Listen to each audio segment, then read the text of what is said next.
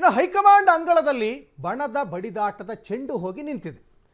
High command ಏನು ತೀರ್ಮಾನ ಮಾಡುತ್ತೆ ಹಾಗಾದ್ರೆ? ಬಿಜೆಪಿ ಹೈಕಮಾಂಡ್ ಅಂಗಳದಲ್ಲಿ ಇದೀಗ ಬಣದ ಬಡಿದಾಟದ ಚೆಂಡು ಹೈಕಮಾಂಡ್ ಗಮನಕ್ಕೆ ತಂದಿದ್ದಾರೆ BY ವಿಜಯೇಂದ್ರ ಮತ್ತು ಯಡಿಯೂರಪ್ಪನವರು. ಬಿಜೆಪಿ ರೆಬಲ್ಸ್ ಹೋರಾಟದ ಮಾಹಿತಿಯನ್ನ ಬಿಜೆಪಿ ವರಿಷ್ಠರು ಪಡೆದಿದ್ದಾರೆ. ಈ ರೆಬಲ್ಸ್ ನಾಯಕರಂದ್ರೆ ಬಸನಗೌಡ ಪಾಟೀಲ್ ಯತ್ನಾಳ್, ರಮೇಶ್ ಜಾರಕಿಹೊಳಿ ಸೇರಿದಂತೆ ಸಾಕಷ್ಟು ಜನ ಇದ್ದಾರೆ. ಮಾಜಿ ಸಚಿವ CT ರವಿಗೂ ಕೂಡ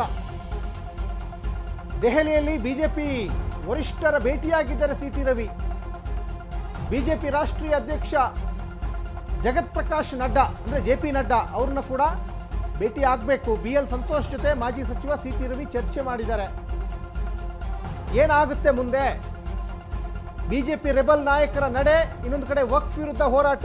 ಈ ಹಿಂದೆ ಕೂಡ ಒಂದು ಕ್ಲಿಯರ್ ಅಲ್ಲಿ ಹೇಳಿದ್ದಾರೆ ಬಿಜೆಪಿ ಹೈಕಮಾಂಡ್, ಬಣದ ಬಡಿದಾಟ ಬೇಡ ಕಣ್ರಯ್ಯ, ಒಟ್ಟಿಗೆ ಹೋರಾಟ ಮಾಡಿ.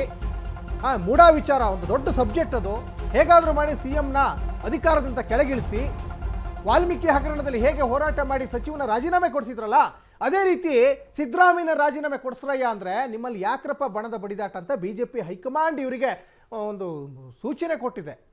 ಆದರೆ ಬಿಜೆಪಿ ಹೈಕಮಾಂಡ್ ಸೂಚನೆಗೂ ಕೆಲವೊಂದಿಷ್ಟು ನಾಯಕರು ಕಿಮ್ಮತ್ತಿನ ಒಂದು ಏನು ಅವರು ಹೇಳಿದ್ದೆಲ್ಲ ನಾವು ಗಾಳಿಗೆ ತೂರ್ತೀವಿ ಅಂತಾರಲ್ಲ, ಕವಡೆ ಕಾಸಿನ ಕಿಮ್ಮತ್ತಿಲ್ಲ ಅಂತಾರಲ್ಲ, ಆ ರೀತಿ ವರ್ತನೆ ಮಾಡ್ತಾ ಇದ್ದಾರೆ ಬಸನಗೌಡ ಪಾಟೀಲ್ ಯತ್ನಾಳ್ ಸೇರಿದಂತೆ ರಮೇಶ್ ಜಾರಕಿಹೊಳಿ ಸೇರಿದಂತೆ ಕೆಲವೊಂದಿಷ್ಟು ಲೀಡರ್ಗಳು ಅನ್ನೋದು ಇಲ್ಲಿ ಗೊತ್ತಾಗ್ತಾ ಇದೆ. ಹಾಗಾಗಿ ಒಂದು ಕಡೆ CT ರವಿ ಕೂಡ ಈಗಾಗಲೇ ಕೇಂದ್ರ ಲೀಡರ್ಗಳನ್ನ, ಕೇಂದ್ರ ವರಿಷ್ಠರನ್ನ ಭೇಟಿಯಾಗಿದ್ದಾರೆ. RSS ಲೀಡರ್ ಕೂಡ ಬಂದಿದ್ದರು. RSS ನಾಯಕರು ಮತ್ತು ಬಿಜೆಪಿ ಹೈಕಮಾಂಡ್ ಕೂಡ ಇಲ್ಲಿ ಬಂದು ಹೋರಾಟ ಮಾಡಲಿಕ್ಕೆ ದೊಡ್ಡ ದೊಡ್ಡ ವಿಚಾರಗಳಿದ್ದಾವೆ.